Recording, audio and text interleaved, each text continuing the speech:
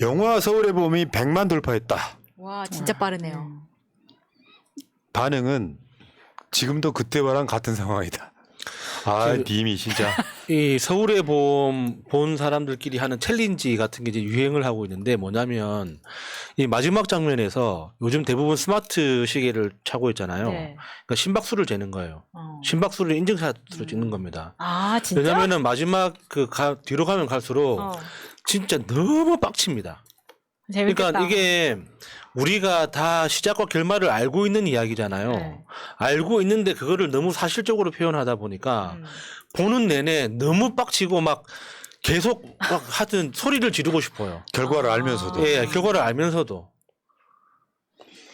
지금 저 화면에 이제 뭐 이미 공개된 것들이에요. 뭐 우리가 스포일러 공개하는 게 아니라 영화 주요 장면들, 공개된 장면들이 나가고 있는 건데 12.12는 그 시작점이 11.6입니다.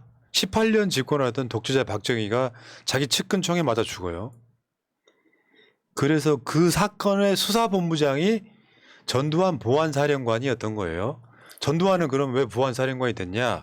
박정희라고 하는 이 사악한 뱀 같은 자가 하나회라고 하는 조직을 만들어서 영남 출신, 육사 출신의 군인들을 하나회라고 하는 곳에 사조직을 만들어서 그 사조직을 끌고 있던 애가 전두환입니다. 보안사령관. 그 보안사가 나중에 기무사로 바뀌고 그 기무사가 나중에 안보지원사로 바뀌고 최근에 방첩사로 바뀌었어요. 그러니까 수사권을 쥐고 있다 보니까 딴 욕심이 생긴 거예요. 그래갖고 당시의 정승화 참모총장을 구속해버리는 걸부터 시작을 하는 겁니다. 그러니까 전두환이 그러니까 하나회라는 사조직을 만들면서도 박정희 정권에서 무사할 수 있었던 건 박정희가 5.16 쿠데타를 통해서 처음 집권을 했을 때 나라 분위기가 굉장히 특히 서울의 분위기가 엄청 흉흉했잖아요. 그거를 뒤집어 주는 사람이 전두환입니다. 그러니까 육군사관학교 생도들을 다 동원을 해가지고 시가 행진을 합니다. 축하 행진을. 그래서 그러니까 전두환 말로는 내가 잔치집 분위기를 만들어 줬다. 그래서 그때 박정희 눈에 든 거예요. 그래서 그 육군사관학교 졸업하자마자 박정희 정권 내내 승승장구를 할 수 있었던 거죠. 그러니까 지금 이 영화가 묘하게 나오고 있는 게 저는 그런 느낌을 받아요. 지금 소심하게 윤석열에 저항하는 사람들이 이 영화를 보는 걸로 자기만 표현하고 있는 것 같아요. 제가 봤을 땐 그래요. 맞아요. 그러니까 현재가 그때랑 다를 게 하나도 없다. 군인이 검사로 바뀌었을 뿐이다 이런 건데 조국 장관의 페이스북 한번 읽어보겠습니다. 일요일 아침 아들과 서울의 봄을 보았다. 처음과 끝을 다 아는 실화임에도 한순간도 긴장을 놓을 수 없었다. 고등학생 시절이었지만 1979년 당시의 기억이 생생하다. 배우들의 연기 탁월했다. 김영삼 정부 초기 성공한 쿠데타는 처벌할 수 없다는 논리로 불기소 입장을 고수했던 검찰 입장이 떠올랐다. YS의 과오에도 불구하고 전격적 하나회 척결은 역사적 위험이었음이 분명하다. 육사 사조직 하나회를 중심으로 한 신군부의 반란으로 대한군국이 만들어지는 과정은 단지 옛날 일이 아니다. 인물과 논리를 바꾸어 대한민국을 위협하는 세력은 현재에도 있다. 마지막으로 고 김호랑 소령을 분한 정혜인 배우의 전사 장면이 뇌리에 오래 남았다. 김소령의 부인 백영옥 씨는 충격으로 실명하고 이후 부산 영도 자택에서 실족사 시체로 발견된다. 참조로 생전 백 씨가 쿠데타 세력 대상으로 제기한 배상 소송의 변호사는 노무현 변호사였다. 근데 저기 이제 이태신 장군으로 나오는 정우성이 이 장태환 장군이었을 거예요. 당시 수도 경비사령부, 지금 수방사죠. 예. 그거 보여주세요. 지금 나오고 있는 이거 이제 서울의 봄이 패러디가 있어요. 서울의 봄 해가지고 위에 전두환 자리에 윤석열이 올라가요. 진짜 이거 다른 걸 몰랐어요. 저는 그냥 서울에 본 포스터인 줄 알았어요. 이러니까 하나의 척결했듯이 검찰 해체해야 되는 겁니다. 예. 그렇죠. 예전에 이미 윤석열이 전두환이 찬양할 때 윤두환이라는 요 합성이 돌았었죠. 정말 자연스럽죠. 네. 네. 그리고 또 하나 있습니다. 서울의 봄 하나회를 보고 나니 윤석열, 한동훈, 이원석, 신건부가 떠오른다면서 쿠데타 세력들이 법정에 서 있는 거랑 윤석열이가 지금 그 당시 한동훈이나 이원석 등과 함께 검찰총장 할 때 밥 먹으러 처먹으러 가는 식당 통도에 찍힌 사진을 지금 또 하신 분들이 있고요. 사형 선고도 한번 해야죠 우리도.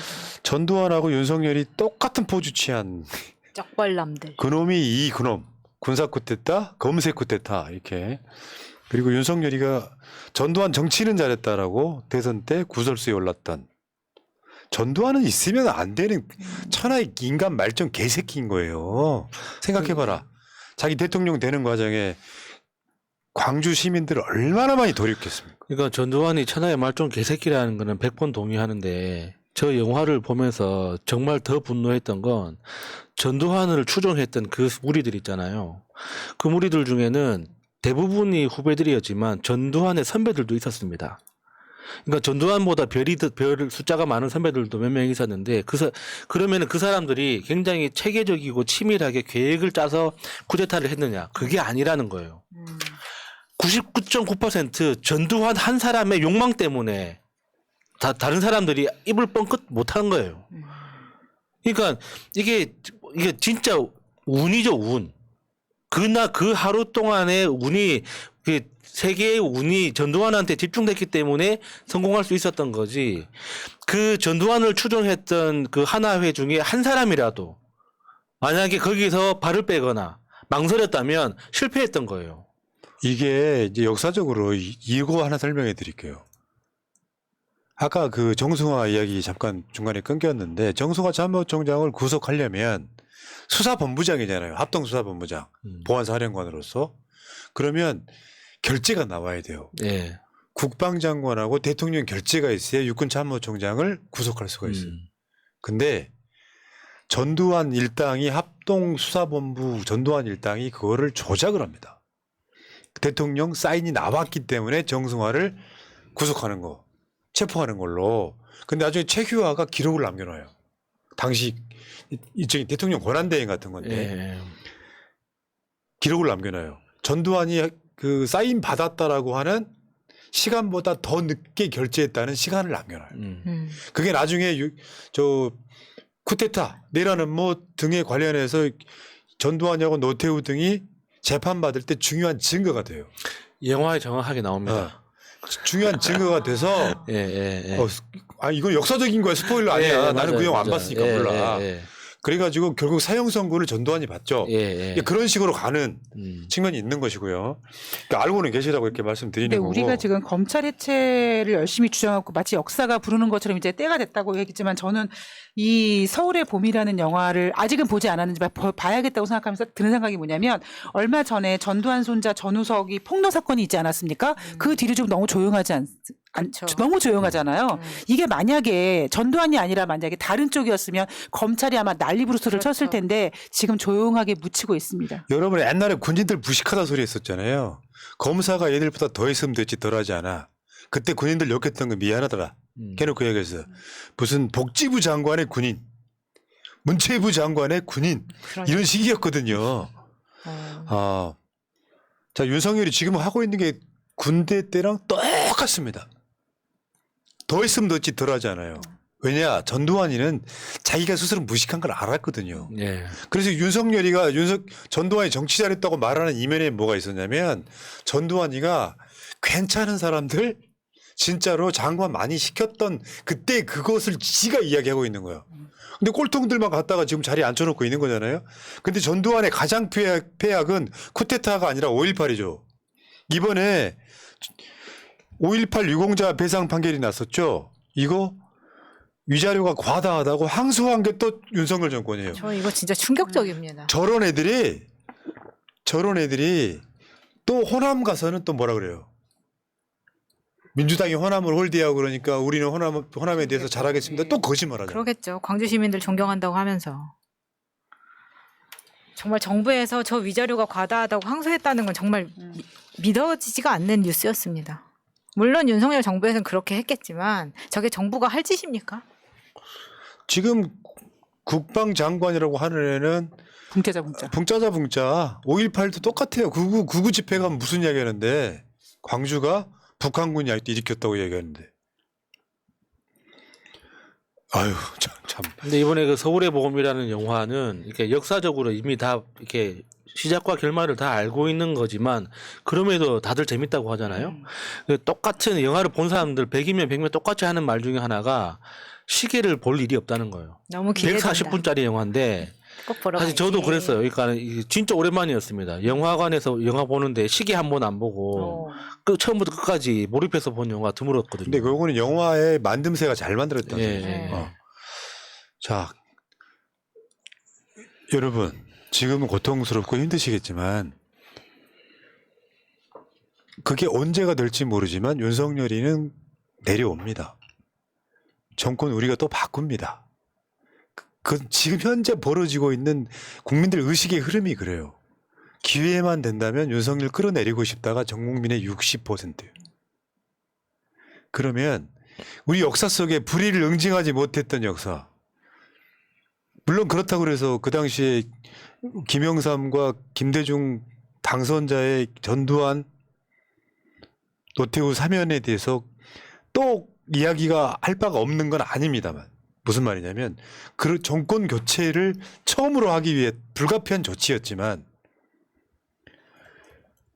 우리가 전두환 노태우를 사역시키지 못한 것과 그 별개로 이승만 때 반민특위를 해체시킨 거랑 똑같은 맥락의 역사가 계속 반복되고 있는 거예요.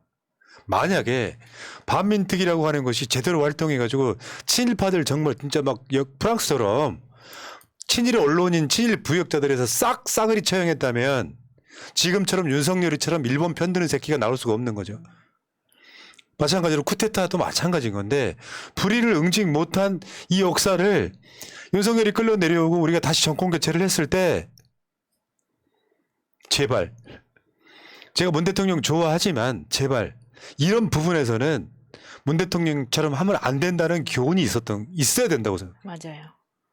그래서 무슨 협치나 화합이나 이런 소리보다 국민들 51%만 믿고 가십시오. 나머지 절대 다수의 사람들은 믿고 따라옵니다. 확실한 청산을 좀 했으면 좋겠어요. 독재 부역자, 일제 부역자들은 확실하게 정의를 좀 했으면 좋겠어요.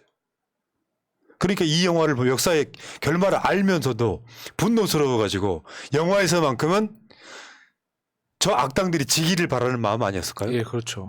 예.